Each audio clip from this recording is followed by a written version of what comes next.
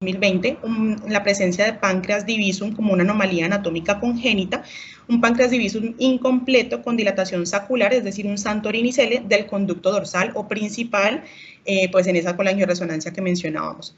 En cuanto a los antecedentes quirúrgicos de la paciente, tenía una apendicectomía a los 8 años de edad, también un año antes de presentarse pues su última consulta, que es de la que vamos a hablar. La inmunización, mencionaba la mamá que sus vacunas estaban completas para su edad, sin embargo, pues no contábamos con el carnet. Y en cuanto a antecedentes familiares, aquí importante, pues la abuela materna solo refería presencia de hipertensión arterial, negaban todo otro tipo de patologías, tanto crónicas como de malignidad, las negaron por completo, al menos conocidas en su familia.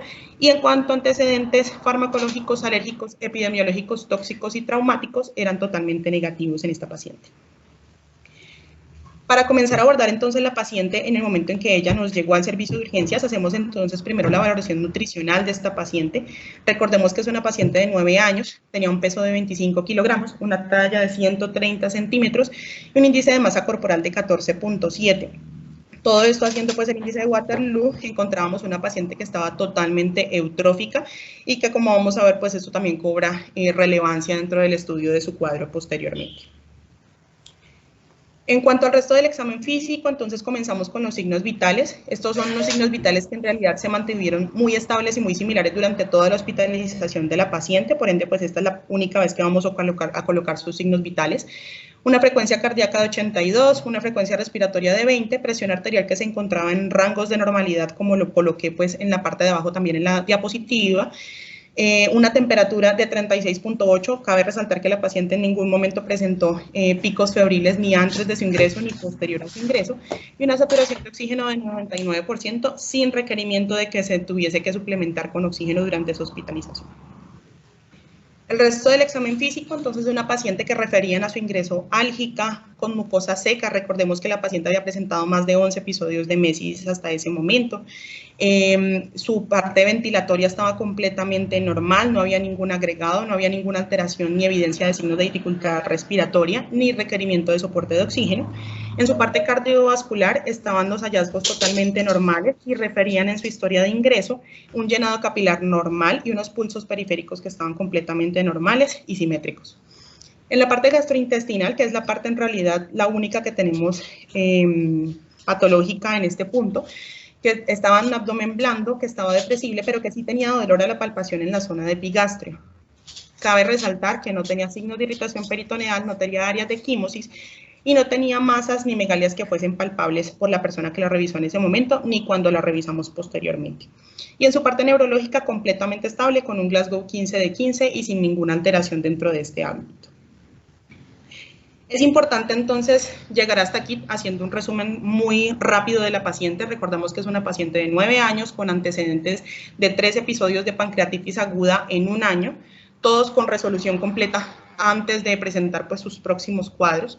Y que en este momento estaba cursando con un cuadro clínico que era altamente sugestivo de otro evento de pancreatitis, pero como ahorita vamos a verlo dentro de nuestra revisión, debemos completar tanto su sospecha clínica como su parte confirmatoria con paraclínicos, que serían las enzimas pancreáticas, como aquí lo vemos. Claramente tenemos entre paréntesis acá los rangos mayores o los rangos superiores normales para el laboratorio que se tenía en ese momento para estas enzimas, y claramente se ve que los reportes del laboratorio para la paciente estaban por encima de 3 veces esos valores de normalidad superiores que se tenían en el laboratorio.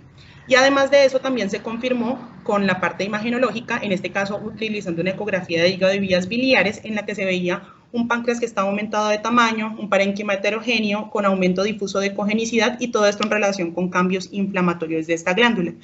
Cabe anotar que en esta ecografía, visualizando lo que nos reportaban dentro de la ecografía, se descartaban o no se alcanzaban pues a encontrar aquí ninguna anomalía de las vías biliares. El hígado lo refieren normal, vesícula estaba normal, no habían cálculos y no habían alteraciones en sus vías intra ni extrahepáticas, ni intra ni extrahepáticas biliares, y que estaban de un calibre normal. Además de eso, también nos están reportando aquí el riñón y las zonas aledañas aquí al páncreas, precisamente porque otra cosa muy importante es descartar que no haya una expansión de los hallazgos inflamatorios y pues que no vayan a haber colecciones perilesionales ni en los órganos aledaños pues al páncreas. Entonces, posteriormente a ya tener el diagnóstico como tal de una pancreatitis aguda, a lo que tenemos que pasar es a clasificar la severidad de ese episodio. Entonces, en esta paciente es importante tener en cuenta, primero, que la paciente no tenía hallazgos para un choque, segundo, que todo su estado clínico era completamente estable, sin cumplir con criterios al menos clínicos para una respuesta inflamatoria sistémica. Lo único que teníamos en esta paciente era unos leucocitos que estaban por encima de 12.000, pero esto no nos da para cumplir pues todos los criterios de una respuesta inflamatoria sistémica. Además de eso, como lo vamos a ver dentro de nuestra revisión, la paciente no cumplía con más criterios para añadir severidad al cuadro que en este momento tenía esta paciente. No cursaba con trombocitopenia, no estaba por debajo de 100.000 las plaquetas, no tiene una PCR que esté por encima de 15 miligramos por decilitro. Los gases arteriales nos muestran un equilibrio ácido-base y un lactato que no está aumentado. No tiene hipocalcemia, no cursa con hipocalcemia, está en 9.1 miligramos por decilitro el calcio total y no tenía un aumento del nitrógeno ureico, estaba en 11 miligramos por decilitro y la paciente no había permanecido oligúrica durante pues, su estancia en la clínica. Entonces, a este punto, lo que hacemos es clasificar a esta paciente como una pancreatitis aguda leve. Además de esto, pues claramente al estar ante un cuadro de una pancreatitis aguda leve, debemos descartar que no hayan hallazgos de un proceso obstructivo biliar que además nos esté contribuyendo al desarrollo de este episodio de pancreatitis. Recordemos que hasta este punto pues estamos frente a una pancreatitis aguda leve y ya. Entonces debemos estudiar qué es lo que está sucediendo y qué fue lo que pasó para que esa paciente presentara este cuadro. Entonces, encontramos unos tiempos de coagulación totalmente normales respecto a sus referencias, una albúmina que estaba normal en 4 gramos, bilirrubinas que estaban normales, aminotransferasas que se encontraban en rangos de normalidad, fosfatas alcalina y gamma-glutamiltransferasa que también se encontraban en rangos de normalidad. Por tanto, ante esto, ante la imagenología que tenemos de la paciente y ante la clínica que teníamos de la paciente, no había evidencia de un proceso obstructivo biliar adicional pues, a su cuadro de pancreatitis con el que cursaba hasta este punto. Entonces, ¿qué conducta se tomó con la paciente? La conducta que debemos tener con un paciente que llegue con un hallazgo o con un diagnóstico de pancreatitis. Que primero pues, es hospitalizar a la paciente, lo segundo fue que se inició su reposo intestinal, se iniciaron los líquidos endovenosos, la analgesia se inició con tramadol dada pues, digamos, la severidad del dolor que la paciente refería en este momento y se solicitó una valoración y seguimiento de gastroenterología y cirugía pediátrica, dado el cuadro actual sumado con los antecedentes con los que ya contábamos con nuestra paciente. Después de haber iniciado entonces ese manejo médico, unas 24 y 36 horas después de haber iniciado ese manejo, la paciente presenta una notable mejoría del dolor abdominal, presenta disminución en la frecuencia de sus eventos eméticos y aún persistía con náuseas. Más o menos hasta las 36 horas se continuó de esta misma manera como ya lo habíamos indicado inicialmente, ya cesaron las náuseas, mejoró mucho más el dolor abdominal, se le inició dieta líquida a la paciente, la cual toleró por completo y hacia las 48, casi 72 horas de haber iniciado todo este manejo del que estábamos hablando ahora, la paciente estaba prácticamente asintomática y se decidió continuar con su evolución de la característica pues, de la dieta que se le estaba suministrando. Cabe aclarar entonces que ya sabemos que la paciente tenía un diagnóstico previo de una pancreatitis recurrente, dado los antecedentes pues, de las múltiples hospitalizaciones por episodios de pancreatitis aguda, con resolución del cuadro entre esos episodios y que además habíamos encontrado un cuadro o un hallazgo de un páncreas divisum en la colangioresonancia que se le había realizado en el 2020. Entonces, esta paciente había ingresado a seguimiento por gastroenterología pediátrica, se le estaba dando un manejo conservador hasta ese momento y se le habían iniciado, se le habían solicitado los paraclínicos para estudio de predisposición para pancreatitis crónica. ¿Qué sucedió? Que desde ese momento de que se le solicitaron hasta la hospitalización de ahora, es decir, casi un año después, la paciente tuvo una pérdida de ese seguimiento, al parecer por barreras pues, administrativas y no regresó. Entonces, lo que se decidió con esa paciente es hacer los estudios de forma intrahospitalaria por su pancreatitis recurrente y ese riesgo de desarrollar una pancreatitis crónica. Se solicitaron los paraclínicos que ahorita vamos a ver y se determinó en ese momento el inicio de enzimas pancreáticas cuando se hubiesen tomado ya todos los paraclínicos y se solicitó una colangioresonancia para evidenciar, digamos, el control que se pudiese haber tenido desde hace un año que tenía la imagen hasta este momento. En cuanto a los paraclínicos entonces que encontramos con esta paciente, digamos que comenzando a evaluar toda esa parte crónica de la que estábamos hablando, Como parte de su estudio de su función endocrina de la glándula pues, pancreática, estamos encontrando una glucosa en ayunas de 82 miligramos por decilitro. Si bien no contamos con hemoglobina glicosilada, este rango pues, es un rango que sería normal para esta paciente y digamos que no nos preocuparíamos mucho por esa parte endocrina en este momento de ella. Además de eso, hacemos un estudio ya para todas las otras posibles causas determinantes pues, de que se pueda desarrollar una pancreatitis crónica en la paciente. Tenemos unos triglicéridos de 60 miligramos por decilitro. En realidad, estos niveles no nos causarían una alta posibilidad de que sea por hipertrigliceridemia, pues que se esté generando el cuadro recurrente en la paciente. No generaría pues ese riesgo en ella. En realidad se consideraría de riesgo por encima de 500 principalmente. Dentro de los estudios de enfermedades autoinmunitarias, porque también son otra causa del desarrollo de pancreatitis en los pacientes. En ese contexto, digamos, se le tomaron unos ANAs a la paciente que salieron negativos y además, dentro de esos estudios autoinmunitarios también entra un 30% de esas enfermedades autoinmunitarias que pueden llevar a una pancreatitis crónica, son las enfermedades inflamatorias intestinales.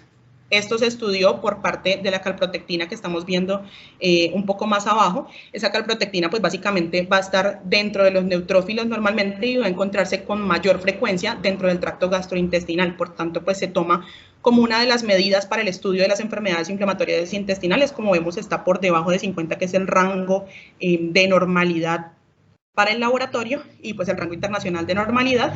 Entonces pues digamos que también se deja quieto por ese lado la parte de esos estudios. Se tomó iontoforesis por estimulación de pilocarpina en busca de predisposición también con fibrosis quística. Se tuvo un valor de 36 con valor de referencia del laboratorio menor de 60, es decir que por este lado tampoco consideraríamos algo positivo. En cuanto a alfa-1 antitripsina, la deficiencia de la producción de alfa-1 antitripsina por parte del hígado también se considera otro factor de riesgo para el desarrollo de pancreatitis crónica. Definitivamente no estaba deficiente su producción respecto a los rangos que estamos evidenciando aquí, entonces pues digamos que también se puede dejando a un lado esa parte.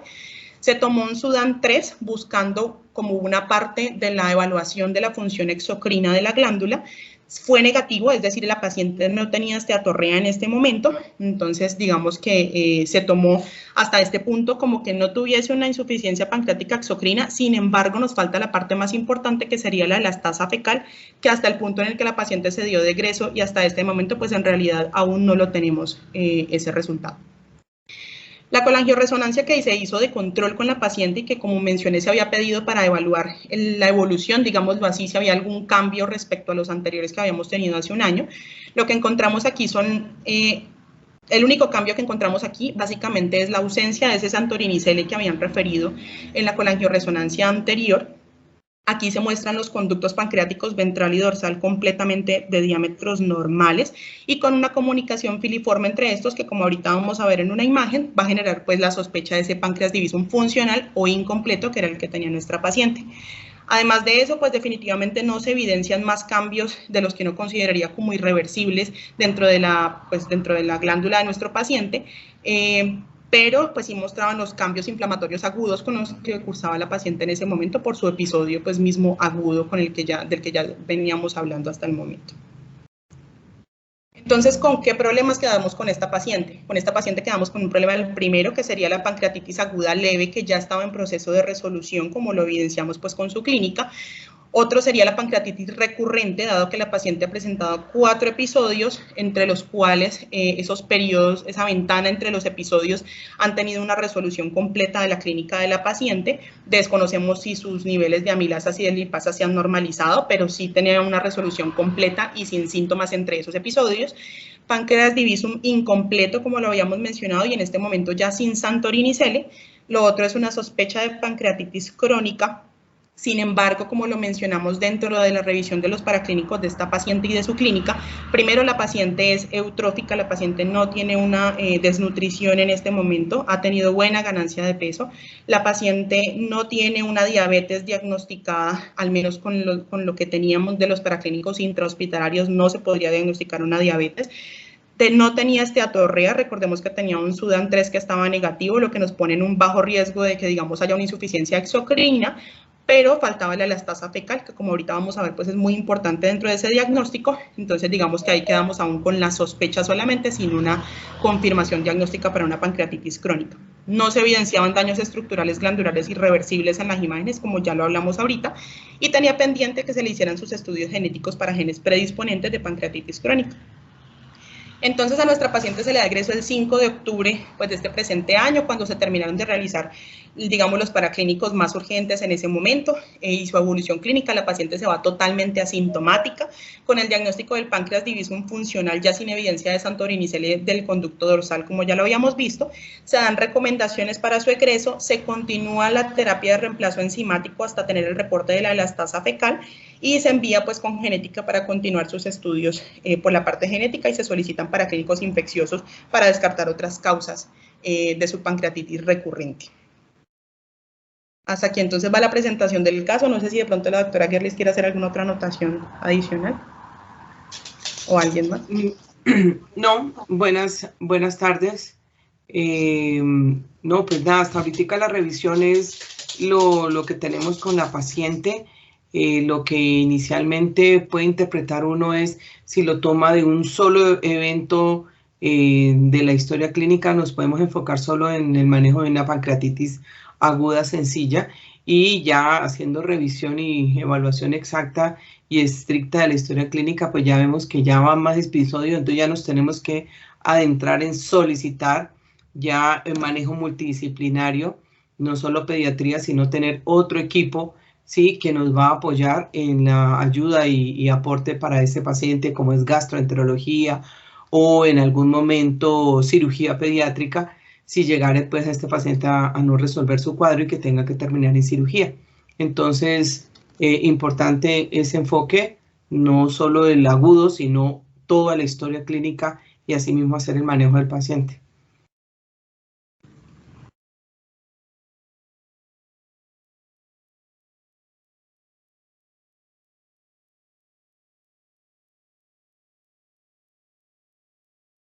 ¿Aló? Qué pena, yo había cerrado el micrófono, doctora, qué pena. Gracias. Listo. ¿Alguien más que tenga algún aporte?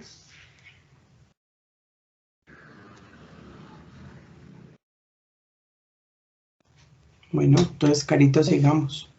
Bueno, señora, entonces ya continuando con la revisión de tema, es pues importante saber que enfocamos un poco más esta revisión hacia pancreatitis aguda, pues dada la posibilidad de que nosotros nos enfrentemos frente a esta patología que en realidad en urgencias va a ser a lo que como pediatras más nos vamos a estar enfrentando, y como médicos, pues si están si hay estudiantes. Entonces, vamos a iniciar por esa parte y posteriormente hacemos un abordaje en realidad muy rápido sobre la pancreatitis recurrente y crónica. Entonces, en cuanto a pancreatitis aguda, básicamente lo que vamos a tener es que es un trastorno de inflamación que es reversible del páncreas y que histológicamente va a caracterizarse por presencia de edema pancreático, de infiltrado inflamatorio agudo, de vacuolización de las células acinares y diversos grados de necrosis o hemorragia pancreática dependiendo de su estadificación. En cuanto a la clínica, básicamente vamos a tener que su definición va a estar con la presencia de al menos dos de estos criterios. El primero, y como siempre lo recalcamos, es la presencia de la clínica que sea compatible y que sea sugestiva de la patología. En este caso, que sería un dolor que es principalmente epigástrico, en algunos casos en hipocondrio derecho, y que puede o no tener irradiación dorsal, que en realidad esa irradiación dorsal en niños es mucho menos frecuente que en adultos, como ahorita lo vamos a ver. Además de eso, la confirmación diagnóstica, bien sea con las enzimas hepáticas o con hallazgos en imagen. Entonces, lo primero es que las amilasas y o las lipasas séricas esté por encima de 3 veces el valor superior de normalidad para el rango de laboratorio, como lo veíamos con nuestra paciente, y hallazgos de imagen, bien sea por ecografía, por resonancia, por tomografía, que sean compatibles con inflamación pancreática. En cuanto a la epidemiología, entonces vamos a tener que la pancreatitis aguda es más comúnmente presentable pues en niños mayores de 5 años. La gravedad entre los grupos de edad va a ser muy similar en realidad, y la incidencia va aproximadamente hasta 13 casos por cada 100.000 niños por año. En cuanto a la fisiopatología, pues claramente hay que hacer un rápido recuento sobre la fisiología para poder hablar pues como tal de la fisiopatología y de lo que sucede en la enfermedad. Recordemos pues que el páncreas es una glándula que es retroperitoneal, que más o menos mide unos 15 centímetros, que se encuentra en la curvatura del duodeno y que va a tener una función endocrina y exocrina. Su función endocrina pues básicamente se basa en toda la regulación básicamente glicémica, digámoslo así. Dentro de esto su principal secreción va a ser pues la insulina, que va a ser por los islotes de Langerhans, y además va a estar su función exocrina, que es la que estamos viendo en este punto. Entonces la función exocrina va a estar principalmente regulada por acetilcolina, por colecistoquinina y por secretina. Esas dos últimas, entonces, van a secretarse, valga la redundancia, en la mucosa duodenal y yeyunal, y la colecistoquinina va a estarnos aumentando la excreción de enzimas pancreáticas y la secretina de bicarbonato y de agua. Dentro de este jugo pancreático que estamos diciendo que nos regula pues todas estas sustancias, vamos a tener las enzimas proteolíticas, que van a ser la tripsina, quimotripsina y carboxipolipeptidasa, la enzima que digiere carbohidratos, que básicamente va a ser la amilasa pancreática, y las enzimas para la digestión de grasa, que van a ser la lipasa, la colesterol-esterasa y la fosfolipasa. Entonces, ya teniendo esto en cuenta, tenemos que dentro de la fisiopatología vamos a tener 4 etapas principales. Entonces, la primera es que es la fase intracelular. En esa fase intracelular, básicamente la característica es que hay un influjo totalmente desregulado de calcio hacia el interior de la célula. Ya sabemos que el calcio a nivel intracelular, digamos en exceso, va a ser citotóxico. Entonces, aquí lo que nos va a generar es un daño o una alteración pues del retículo endoplásmico y de las mitocondrias. Esto nos va a llevar a una secreción ductal y acinar que va a ser anormalmente alta. Aquí vamos a tener en la fase intraacinar, que es estrés oxidativo y las lesiones intracelulares que estamos hablando a nivel mitocondrial y del retículo endoplásmico, van a llevarnos a que al final haya una apoptosis y necrosis de las células, y esto va a llevarnos a que se genere todo un proceso inflamatorio a nivel local, que va a estar perpetuando pues toda esa lesión inicial que se había dado. En la fase pancreática es cuando, digamos, se extrapola pues a toda la glándula todo esto que estaba sucediendo a nivel intracelular. Aquí hay esa lesión acinar inicial que ha iniciado un proceso inflamatorio, va a estimular mayor liberación de citoquinas y de quimoquinas, pues de factores proinflamatorios que van a generar infiltración pancreática por leucocitos, y que se va a estar dando un feedback positivo que va a estar perpetuando esa lesión y va a favorecer el desarrollo pues ya de complicaciones sistémicas si llega hasta esta fase. Y como último tenemos esa fase sistémica y de disfunción orgánica múltiple, en la que, como vemos en la imagen, pues inicialmente tenemos todo ese proceso del que estábamos hablando, esa disregulación de la entrada de calcio, eso aumenta los niveles de producción de tripsina pues a nivel del tripsinógeno. Esto nos lleva a una activación grande de proteasas, a que se dé pues ese daño de la glándula, todo el proceso inflamatorio del que estábamos hablando, y cuando se da esa extrapolación ya a nivel sistémico, comienza a haber ese desbalance entre las citoquinas proinflamatorias y antiinflamatorias pues a nivel sistémico, se dan trastornos de coagulación, aumento pues de endotelina también dentro de la parte inflamatoria, activación plaquetaria, continúan todos esos procesos proinflamatorios, y se puede llegar incluso pues hasta aumentar la permeabilidad incluso de la barrera intestinal, que se dé translocación bacteriana y que lleguemos a todos los efectos secundarios a una sepsis que podríamos generar, como lo sería pues una falla multiorgánica, un choque, y que además pues que se den ya procesos severos en la glándula, como lo sería la necrosis pancreática. Dentro de las causas, es muy importante saber que en pancreatitis aguda en pediatría, la mayoría de las causas van a ser de origen biliar. Esas causas de origen biliar representan casi un 30% de las causas pues, de pancreatitis aguda en los niños, y digamos que vamos a resumirlas en que haya presencia de colelitiasis, de colecistitis, y que probablemente también pueda haber la presencia pues, de algún tumor, alguna lesión maligna que esté generando obstrucción de las vías biliares. Sin embargo, pues este último es un poco menos frecuente en niños. Las lesiones traumáticas, que es importante que tengamos en cuenta que trauma no significa en este caso solamente los traumas externos, los traumas abdominales cerrados externos accidentales, que son los que ya conocemos, como son los traumas con el manubrio de bicicleta, los accidentes de automóviles, las lesiones deportivas, las caídas, sino que también debemos tener en cuenta aquí los pacientes que han tenido traumas no accidentales, como son los pacientes que han sido sometidos a colangiopancreatografía retrógrada endoscópica o a cirugías en las que se haya manipulado las vías biliares. Otras causas importantes aquí son las causas sistémicas que las hablábamos dentro de la revisión del paciente, que son las autoinmunitarias y las autoinflamatorias, dentro de lo que entra el lupus eritematoso sistémico, incluso hablan de enfermedad de Kawasaki, y esto que era lo importante que les mencionaba, que es que de esas causas sistémicas, es decir, cuando un paciente presenta pancreatitis aguda en la edad pediátrica y tiene una causa sistémica como las que estamos mencionando, el 30% de esas causas son enfermedades inflamatorias intestinales. Por ende, pues por eso se hizo la evaluación de esta también dentro de nuestra paciente. Además de eso entran también medicamentos, los principales son azatioprina, las tetraciclinas y también pues todos los otros medicamentos que sean inmunomoduladores, inmunosupresores. Entran también aquí los esteroides y entran también los fármacos antiepilépticos, principalmente el ácido valproico dentro de ese grupo.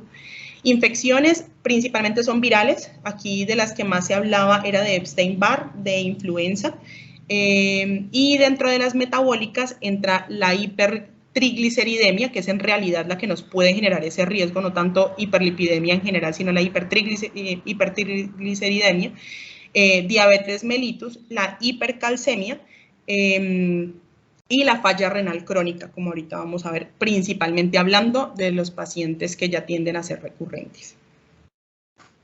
Entonces, el diagnóstico de un evento de una pancreatitis aguda va a ser, como lo habíamos mencionado anteriormente, y lo recalco, que primero se tiene que tener la sospecha clínica con síntomas que sean compatibles con la patología y que se confirme con las ayudas diagnósticas que habíamos mencionado. Entonces, en cuanto a las manifestaciones clínicas, como lo decía, pues generalmente el principal síntoma va a ser el dolor abdominal, está presente casi en la totalidad de los pacientes, y este es de localización epigástrica en la mayoría de ellos, casi que hasta en un 90% su localización es epigástrica. Importante lo que también les decía, y es que la irradiación lumbar en el paciente pediátrico no es tan frecuente, en ellos llega hasta un 6% de los pacientes que desea esa irradiación lumbar, es decir que porque el paciente no tenga un cuadro típico con irradiación lumbar que se originó en epigastrio y se irradió pues a región lumbar, entonces no tiene una pancreatitis, pues no tenemos que hacer una suma de todos los factores clínicos que tengamos y pues claramente seguirlo estudiando. En los niños más pequeños, en los lactantes y en los niños pues escolares, principalmente preescolares, pueden principalmente generarse solamente con irritabilidad y emesis y ninguna otra sintomatología.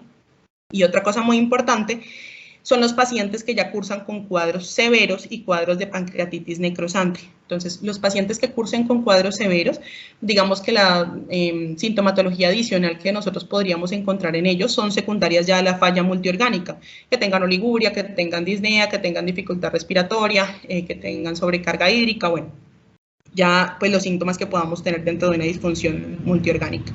Y en la pancreatitis aguda necrosante, los hallazgos clínicos que podemos encontrar adicionalmente es primero, pues signos de irritación peritoneal, segundo, que el paciente esté en choque, y tercero, que secundario a su hemorragias o hematomas que se generen en la parte retroperitoneal, se den equimosis en flancos, lo que nos daría el signo de Gray-Turner, que es la imagen de la derecha, y equimosis periumbilical, que sería el signo de Colen, que es la que estamos viendo en el lado izquierdo.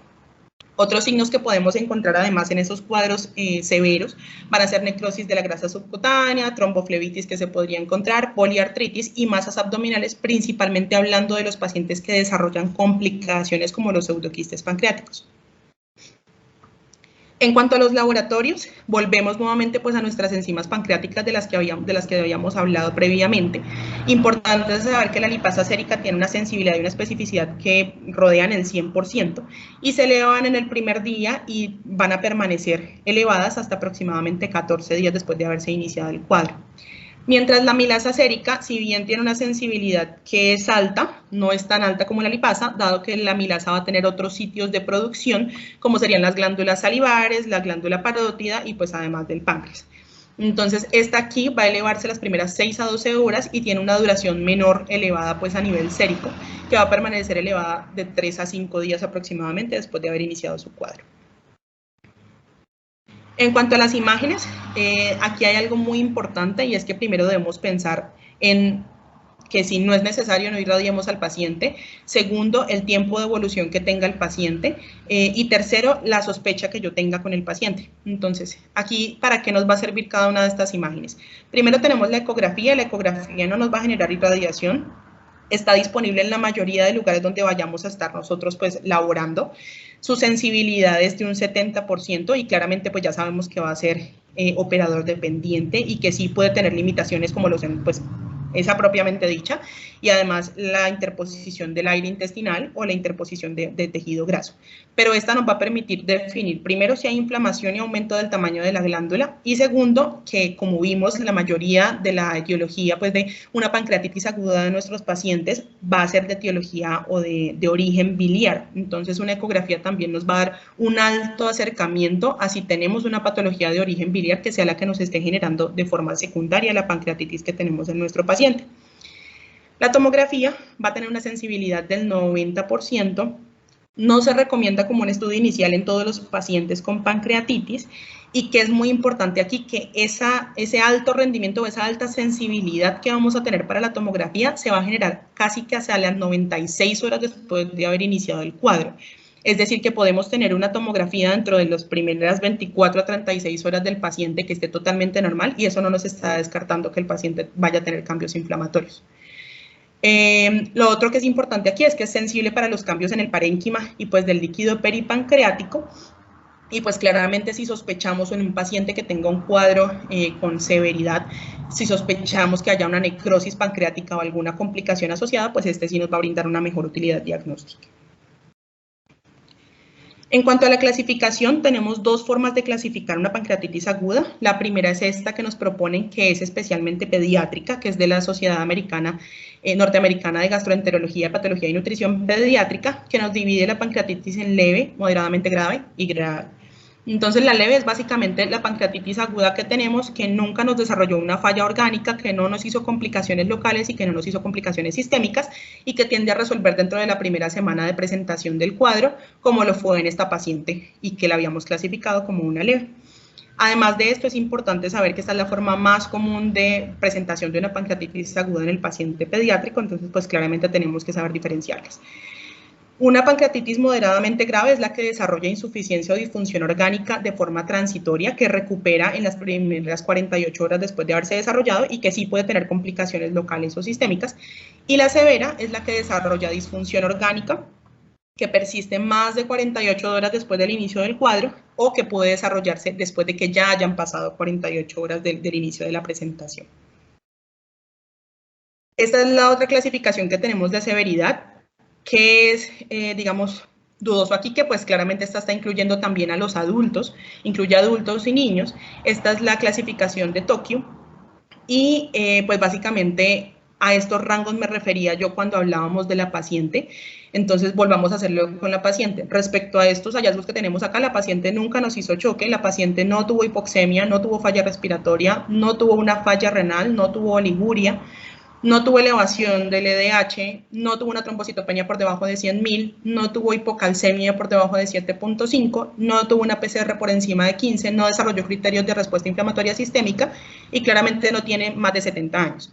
Entonces, esto asociado a los hallazgos tomográficos que nos describen acá abajo nos da un puntaje, y dependiendo de ese puntaje, esto nos lo clasifica en grado 1, 2 o 3, siendo el 1 el menos severo o el leve, y siendo el 3 pues el grado más severo.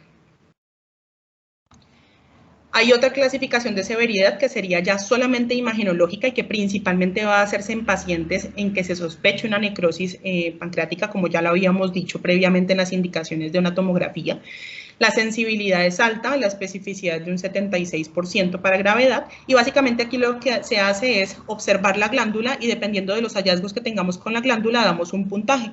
0 para un páncreas normal y 2 o más colecciones o presencia de necrosis para 4 puntos. Y si hay necrosis, se establece cuál es el porcentaje de esa necrosis y eso nos da otros puntajes. Al final sumamos esos puntajes que nos dan entre esos dos cuadritos que estábamos viendo y eso nos da una probabilidad de morbimortalidad para el paciente que claramente pues, va a ser más alta a medida que aumente ese puntaje. Y lo último en cuanto a imágenes, pues sería la colangiopancreatografía por resonancia magnética. No se va a hacer de forma rutinaria.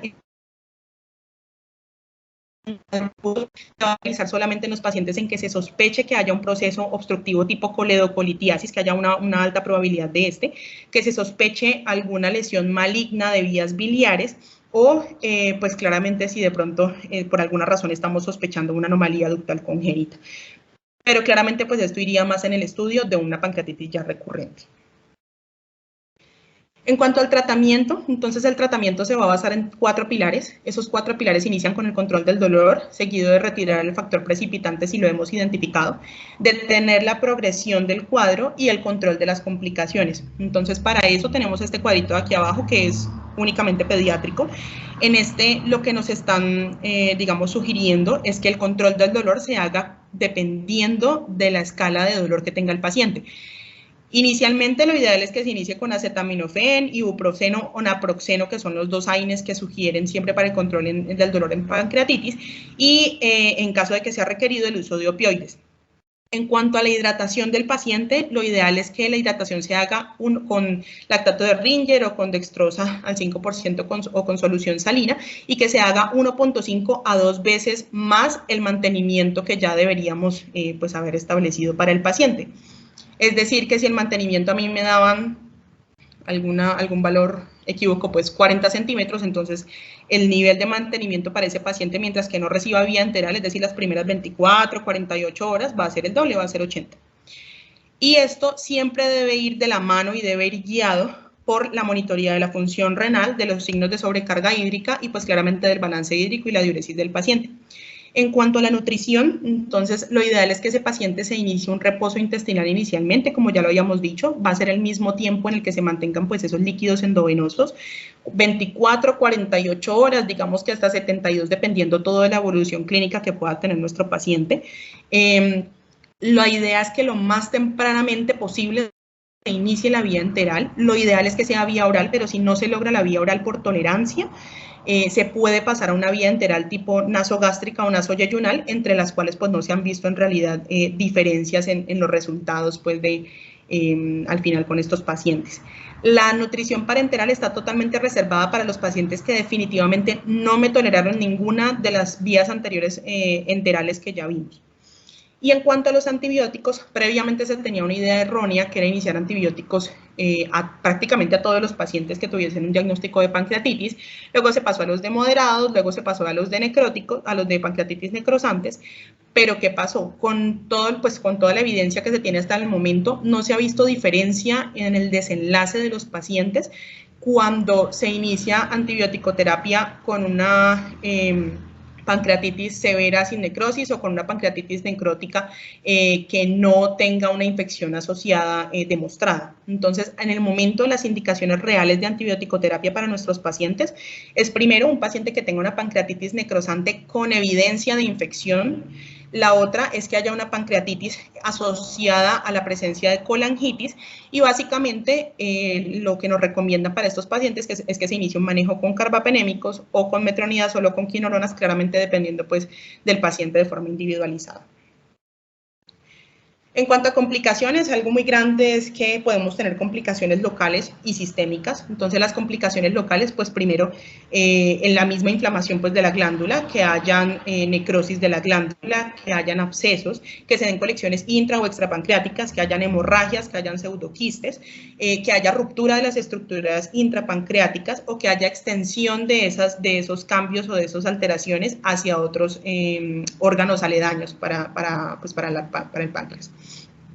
Y las complicaciones sistémicas, que serían todo lo que venga secundario al proceso de sepsis en el paciente y al proceso de la respuesta inflamatoria sistémica que mencionábamos en el paciente, dentro del que está pues todo el síndrome de fuga capilar, dentro del que está la falla multiorgánica, que haya hipocalcemia, que haya pues la misma sepsis de la que hablábamos, o que se den necrosis pues ya distales a la glándula. En el resto del tratamiento del paciente, estas intervenciones en realidad endoscópicas son muy limitadas y van a ser dirigidas básicamente dependiendo del tipo de intervención que se vaya a hacer. Se haría una CEPRE en los casos en que el paciente esté cursando, además de su pancreatitis, con una coledocolitiasis o con obstrucción del conducto biliar o pancreático. Se denomina que sería urgente, dependiendo claramente del criterio también que tenga el cirujano, que sería urgente, es decir, dentro de las primeras 24 horas, cuando hayan cálculos pancreáticos asociados con colangitis, y dentro de las primeras 72 horas, cuando haya una alta sospecha de un cálculo en el conducto biliar común de forma persistente. Otra cosa van a ser los procedimientos quirúrgicos, que serían, por ejemplo, la colecistectomía, que se haría en patologías biliares antes de que el paciente sea dado de alta de la clínica. Dentro de la bibliografía que revisé, lo que recomiendan en este momento es que sea 48 a 72 horas o hasta una semana después de que se haya resuelto el cuadro, pero idealmente que el paciente aún no se haya ido de su hospitalización. En cuanto a las colecciones necróticas agudas, lo que recomiendan es que se eviten y se retrasen las intervenciones. Lo que se ha demostrado que da mejores resultados o resultados pues superiores ha sido un enfoque retardado en el que se da su manejo de su pancreatitis necrosante y que unos 4 semanas después de que se haya dado pues esa resolución ya se entre a hacer pues la intervención quirúrgica necesaria para este. Y en cuanto a los drenajes de los pseudoquistes o necrosectomías, mencionan que lo preferible es que se haga, mejor dicho, la menor invasividad que sea posible. Dentro de esto mencionaba la ultrasonografía endoscópica, CEPRE o métodos percutáneos. Esto aquí da esta pancreatitis aguda, no sé si de pronto la doctora tenga alguna anotación adicional o continúo con recurrente y crónica. No, es muy interesante pues hasta ahora la revisión que está teniendo Carolina. Importante insistir que en el manejo de la pancreatitis aguda, ¿sí? No todas las pancreatitis van a requerir realización de la tomografía, como dice Carolina, porque en las primeras horas podemos dar chance de observación, puede que el paciente ya su pancreatitis vaya a mejorar y no necesite ser irradiado. Otro punto importante de que ser muy enfáticos es la analgesia de estos pacientes y la reanimación que se le haga. Recordar que es una respuesta, una fuga capilar severa la que tienen estos pacientes con estas pancreatitis. Ya Carolina les hizo la muestra de toda la respuesta inflamatoria que tienen estos niños. Entonces, la parte de reanimación, cristaloides es muy, muy importante porque si no hacemos eso, pues ya vamos a tener todas las complicaciones que ya Carolina ya nos ha presentado. La vía oral es muy también tener en cuenta la parte de la nutrición enteral, ser muy, no tenerle temor a darle la alimentación al paciente, porque entre más tengamos activo o funcionando el tracto gastrointestinal, pues vamos a disminuir la posibilidad de que haya translocación bacteriana y así evitamos de que lo que inicialmente está sucediendo, una respuesta química por la pancreatitis, al tener ese tracto gastrointestinal ocupado, pues vamos a evitar que pase a ser un proceso que ya no sea químico, sino séptico, con la posibilidad de que tengamos que necesitar antibióticos y que si llega su pancreatitis a hacer necrosis, pues que ya pase a ser de una necrosis aséptica a ser una séptica y con todas las complicaciones de ahí en adelante. Entonces es muy importante la vía oral, no tenerle temor, controlar el dolor y la reanimación de ese paciente. Y los antibióticos, tenerlos muy reservados a menos que haya una respuesta inflamatoria, que ya tengamos una procalcitonina mayor de 3.5, pues entonces en ese orden de ideas ya uno decir, ok, ya estamos pasando al lado séptico, entonces tenemos que actuar más rápidamente. Pero entonces sí es ser muy juiciosos en el enfoque de esos puntos claves que dijo Carolina, que es la analgesia, la reanimación, la nutrición enteral y los antibióticos. Listo, sigamos, Carito.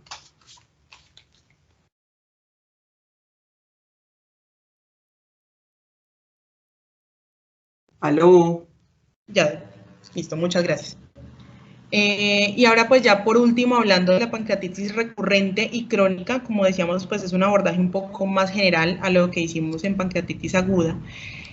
Vamos a definir entonces una pancreatitis recurrente precisamente como lo que teníamos en nuestro paciente. Primero, pues el hecho de tener 2 o más episodios de pancreatitis aguda que tienen resolución completa del dolor entre los episodios, con un intervalo de más de un mes sin dolor entre los diagnósticos de pancreatitis aguda o con normalización completa de las enzimas amilasa y lipasa entre los episodios. Y la pancreatitis crónica, diferente a esto, va a ser Primero, la evidencia de los cambios estructurales irreversibles en páncreas, bien sean destrucción difusa o focal, esclerosis, anomalías u obstrucción del conducto pancreático, y que además de eso cumpla con uno de estos otros tres criterios. Que el primero sería el dolor abdominal que sea consistente con origen pancreático, que sea frecuente. Segundo, que haya evidencia de insuficiencia pancreática exocrina o que haya evidencia de insuficiencia pancreática endocrina. Entonces, algo grande de la fisiopatología es que básicamente lo que vamos a tener en estos cuadros es una persistencia de toda esa inflamación pancreática que va a llevarnos a una lesión de todo este tejido con calcificaciones secundarias a pues todo este proceso inflamatorio y además toda la participación que hemos visto pues del calcio dentro de estos procesos. Después de eso, pues ya por esa misma presencia de las calcificaciones puede comenzarse a dar dilatación irregular de los conductos pancreáticos y básicamente lo que nos va a caracterizar este cuadro a nivel histológico va a ser la presencia de destrucción del parénquima, de fibrosis intersticial, de pérdida acinar y de infiltración de células inflamatorias. En cuanto a las causas, este TIGAR-O es básicamente como una lista de chequeo que nos enumera todas las causas que podríamos tener nosotros o los elementos que nos podrían estar generando una mayor susceptibilidad y riesgo de desarrollo de pancreatitis crónica principalmente. Entonces, esto es básicamente lo que nos resume ese título, es que hay causas tóxicas metabólicas que las meten en un solo grupo, idiopáticas, genéticas, autoinmunes, los que han tenido pancreatitis aguda severa o pancreatitis recurrente y los que cursan con una pancreatitis obstructiva, como ahorita vamos a ver. Entonces, esta lista básicamente, pues como comentaba, lo que nos va a permitir es tener una mayor facilidad para hacer ese estudio de nuestro paciente, claramente que va a ser individualizado, pero en el que sabemos que debemos buscar más causas y no quedarnos solamente con ese idiopático y ya. Entonces, hay algo muy importante en pediatría respecto a pancreatitis recurrente y crónica, y es que generalmente los niños tienden a no tener un solo factor de riesgo para desarrollar los cuadros de pancreatitis, sino que generalmente se asocian, así sea con una causa genética, que no sea algo que podamos evidenciar pues en una imagen o en un paraclínico normalmente, pero tienden a tener al menos dos causas pues para desarrollar estos cuadros. Entonces es importante también tener estos porcentajes en la cabeza, y es que primero un paciente que desarrolla pancreatitis aguda tiene un 20% de riesgo de hacer una pancreatitis recurrente, y un paciente que hace una pancreatitis recurrente tiene un 35% de riesgo de hacer una pancreatitis crónica. Entonces claramente estos no van a ser pacientes que vamos a dejar tirados a la deriva, sino que son pacientes que se les debe hacer un seguimiento exhaustivo y pues claramente individualizado. A pesar de lo que les decía ahorita, es importante también tener en cuenta que hay un 40% de los pacientes que desarrollan pancreatitis crónica que nunca tuvieron al menos un diagnóstico previo de pancreatitis aguda o de pancreatitis recurrente. Entonces, haciendo como un barrido pues, de estas causas de las que habíamos hablado ahorita, tenemos primero las tóxicas metabólicas. Dentro de esto ingresan algunas que son un poco más comunes hacia la edad de adolescente tardío, de adulto, que sería el alcoholismo y el tabaquismo. Estos dos principalmente van a ir muy relacionados, esa susceptibilidad de desarrollar pancreatitis crónica van a ir muy ligados con la cantidad de consumo en el día o en el año, pues hablando de cada uno de ellos dos. Entonces debe ir muy ligado a una adecuada anamnesis y una adecuada revisión si encontramos que este puede ser una de las posibles causas pues, para nuestro paciente. La otra es hipercalcemia. Generalmente los pacientes que tienen hipercalcemia como predisponente para pancreatitis crónica se asocia a una de dos. Una, que va a ser la más común, que va a ser el hiperparatiroidismo primario, y aumenta el riesgo cuando tenemos niveles de calcio totales por encima de 12 miligramos por decilitro, y los otros que van a ser pues las causas malignas, pero pues claramente van a ser las más frecuentes, las de hiperparatiroidismo primario en pediatría. En cuanto a hipertrigliceridemia, lo mencionaba con la paciente, en realidad la susceptibilidad va a aumentar cuando los niveles de triglicéridos se encuentran por encima al menos de 300, pero principalmente, por encima de 500. Lo otro van a ser los medicamentos. Los medicamentos ya los habíamos hablado previamente, los principales aquí en recurrente y crónica los describen con azatioprina, con esteroides, con todos los medicamentos inmunosupresores y las tetraciclinas, serían como los principales que se mencionan. En cuanto a toxinas y metabólicos, mencionan la enfermedad renal crónica. Dentro de enfermedad renal crónica, básicamente se centran en los pacientes con enfermedad renal crónica estadio 5 o en estadio pues, terminal, básicamente por la incapacidad de excretar enzimas tóxicas para el páncreas, por decirlo así. Y dentro de los metabólicos también ingresa diabetes mellitus como una de las probables pues, asociaciones con pancreatitis crónica. También entran las idiopáticas, entran las genéticas. Ahorita vamos a entrar a mirar cuáles son las genéticas que más nos pueden desarrollar riesgo más adelante. Las autoinmunes, los pacientes que, como ahorita lo mencionaba, han desarrollado pancreatitis aguda severa o que han desarrollado pancreatitis aguda recurrente, son quienes más riesgo van a tener en combinación o no con otras de las causas de desarrollar una pancreatitis crónica. Y dentro de las obstructivas encontramos, pues primero, los pacientes que cursen con alguna malignidad que pueda generarnos alguna obstrucción. Segundo, los pacientes que ya tienen calcificaciones, pues claramente también nos van a estar predisponiendo al desarrollo pues, de una cronicidad del cuadro y del proceso inflamatorio crónico. Y entran aquí las anomalías congénitas de las vías pancreáticas. Dentro de el que tenía nuestra paciente y que vamos a hablar un poco de él, que es el páncreas divisum. Entonces, dentro de los pacientes pediátricos que desarrollan pancreatitis crónica, hasta un 20% pueden presentarse con anomalías congénitas pancreáticas, dentro de las que el páncreas divisum es el más común. Este páncreas divisum básicamente va a ser una falta en la fusión de los ductos de las yemas pancreáticas dorsal y ventral dentro de la 7ª semana de la vida intrauterina. Y aquí vemos la diferencia, que es en realidad algo muy sencillo, que es este largo que tenemos acá es el conducto dorsal o el conducto principal pancreático. Aquí. Bueno, el conducto dorsal o conducto principal pancreático. Y básicamente este tiene que estar desembocando como lo está en la primera imagen, que es hacia la papila mayor en el duodeno. Y esta va a estar desembocando aquí en conjunto con el colédoco. A diferencia de lo que sucede en el páncreas divisum. En el páncreas divisum se da esa falta de la unión, como lo decíamos ahora, del conducto dorsal con el conducto ventral.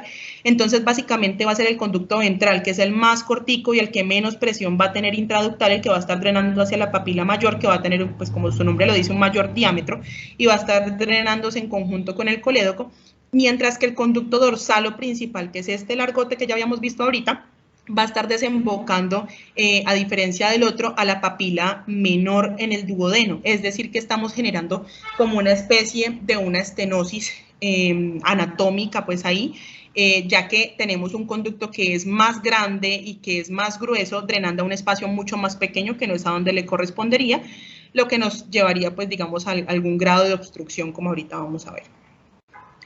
Centrémonos entonces en estas dos imágenes de aquí, en la B y la C. Esta es la clasificación que tenemos para páncreas divisum. En la imagen B tenemos el clásico, que es la forma más común, representa casi un 70% de los pacientes con páncreas divisum, en donde tenemos ese conducto largo que veíamos ahorita, que es el conducto principal, desembocando hacia la papila menor, y el ventral sin ningún tipo de comunicación con el otro, desembocando pues en el conducto, en la papila mayor. Mientras en la imagen C vemos el páncreas divisum incompleto o funcional, que es el que tenía nuestra paciente, donde vemos lo que la colangiografía de ella nos estaba refiriendo, que es esa unión entre los dos conductos filiforme, pequeñita, pero que hay algún grado de unión entre ellos dos, que esa es como la diferencia grande que hay entre ambos. De resto es lo mismo, drena el conducto mayor hacia la papila menor y el conducto ventral hacia la papila menor. Bueno, aquí hay una cosa muy importante y es donde entra la duda de la fisiopatología de la pancreatitis dentro del páncreas divisum, y es el hecho de que sí, nosotros diríamos, y es la fisiopatología que se tiene hasta el momento descrita, que si tenemos un conducto que tiene mayor contenido, tiene un mayor grosor, tiene un mayor largo, pues por decirlo así, entenderíamos que al drenar en un lugar que tiene un diámetro mucho menor al que debería tener, pues estamos generando alguna obstrucción, estamos aumentando toda la presión intraluminal e intrapancreática que se tendría con este conducto, por eso se darían dilataciones y se daría el dolor abdominal y pues el proceso de pancreatitis. Esa es la fisiopatología que se tenía hasta este momento. Pero ¿qué nos genera duda? Que como ahorita vamos a ver, la mayoría de los pacientes con páncreas divisum son asintomáticos. Entonces, esa fisiopatología entra como ahí en duda, porque si tenemos que esa es la que nos está explicando de la pancreatitis en estos pacientes, entonces antes debería ser al revés. La mayoría de pacientes deberían presentar cuadros de pancreatitis y de dolor abdominal, y no la minoría como lo tenemos. Entonces, hay cierta discusión aún sobre la fisiopatología de la pancreatitis dentro de este hallazgo anatómico congénito, y pues todavía se tiene en estudio. En cuanto a epidemiología, pues el páncreas divisum ocurre en 5 a 10% de las poblaciones occidentales. En realidad, su diagnóstico tiende a ser en etapas posteriores de la vida, no tanto en la edad pediátrica, a menos de que presenten este tipo de cuadros. Se reporta que aproximadamente un 15% de los niños con pancreatitis recurrente o crónica cursa con páncreas divisum, como ahorita lo habíamos revisado al inicio. Otra cosa importante que se ha asociado aquí es que se ha visto una mayor prevalencia de tumores pancreáticos y biliares en presencia de páncreas divisum versus en los pacientes que tienen un sistema ductal normal. Y otra cosa muy importante es que aquí empieza a entrar la genética, y es una de los hallazgos fisiopatológicos que se sugieren en pancreatitis en estos pacientes, y es que con mayor frecuencia en presencia de páncreas divisum están las mutaciones de estos 3 genes, y que en mayor frecuencia el gen asociado con fibrosis quística y el gen SPINK1 son los que más se asocian cuando hay desarrollo de pancreatitis en presencia de páncreas divisum, pero pues son cosas que aún se encuentran en estudio, como lo había mencionado. Entonces, como lo decía, manifestaciones clínicas, la mayoría son asintomáticos, se diagnostican de forma incidental por una imagen que se le hizo por cualquier otra causa al paciente. Las pancreatitis agudas recurrentes o crónicas se dan en un 5% solamente de estos pacientes, y tiende a coexistir en algunos casos con otras anomalías congénitas, como es el páncreas anular, que se dan un 38% pues en coexistencia con este, y que básicamente es otra anomalía dentro de las rotaciones que se daría dentro de la etapa prenatal, en donde hay una rotación anormal de la yema ventral del páncreas, rodea el duodeno, forma como un anillo de tejido pancreático, y puede generar también pues un proceso obstructivo en esta parte del duodeno, en la segunda parte del duodeno. En páncreas divisum, digamos que tenemos estas 3 opciones de diagnóstico: tomografía, colangiopancreatografía por resonancia y pues la CEPRE, que ya también la habíamos mencionado. Pero ¿qué pasa aquí? La sensibilidad dentro de las no invasivas es más alta en la colangiopancreatografía por resonancia que en la tomografía contrastada, pero en ambas se aumenta la sensibilidad y la especificidad en presencia de estimulación con secretina. Como lo habíamos visto dentro de la fisiología, la secretina aumenta la secreción de bicarbonato y de agua, y esto aumenta el volumen de esas secreciones pancreáticas y permite que se vea más el sistema ductal pancreático. Entonces, teniendo estas opciones, digamos que la más adecuada no invasiva va a ser la colangioresonancia. En segundo lugar es la tomografía contrastada, y solo en los casos en los que tenemos un fin terapéutico, además de diagnóstico, se va a indicar la CEPRE. Tratamiento solo de páncreas divisum, asintomático, se hace seguimiento, síntomas leves, infrecuentes y sin cambios de pancreatitis crónica, tratamiento conservador. Se ha sugerido en algunos casos que se dé suplemento con enzimas pancreáticas como parte del manejo del dolor. Sin embargo, no es una indicación, digamos, una indicación obligatoria, por decirlo así. Y en pancreatitis aguda recurrente o aguda severa, sí se sugiere que en presencia de páncreas divisum se haga esfinterotomía o esfinteroplastia por CEPRE de la papila menor, y si esto falla y se continúan estos cuadros severos, ya se indicaría cirugía. Regresando entonces a la pancreatitis crónica, en cuanto a su diagnóstico, vamos a tener que, lo primero, pues recordando los criterios que teníamos, va a ser buscar unos cambios inflamatorios agudos o crónicos que sean irreversibles, y eso lo haríamos por medio de tomografía computarizada. En esa tomografía podemos ver calcificaciones, dilataciones ductales del conducto principal, atrofia pancreática y reemplazo de la densidad grasa, que serían los que nos indicarían cambios en la glándula que serían ya irreversibles. Y sugerían en algunos estudios previamente el uso diagnóstico de tripsinógeno, lipasa y amilasa pancreática que estuviesen disminuidos, pero en realidad mencionaban que en ocasiones, después de un episodio agudo de pancreatitis, podríamos tener algunos niveles también disminuidos de estas enzimas, entonces pues no nos estaría contribuyendo a un diagnóstico de una pancreatitis crónica. En esos casos solamente tendría una sensibilidad del 30%, que en realidad no sería confiable pues, para un diagnóstico. Entonces, ¿qué hacemos en ellos? En un paciente que tiene una pancreatitis crónica y que se está presentando con esteatorrea, con diarrea, con poco aumento de peso, con mala absorción de grasas, lo que tenemos que buscar es cómo está la función exocrina del páncreas. La función exocrina, como ya recordamos, es básicamente digestión de carbohidratos y de grasas.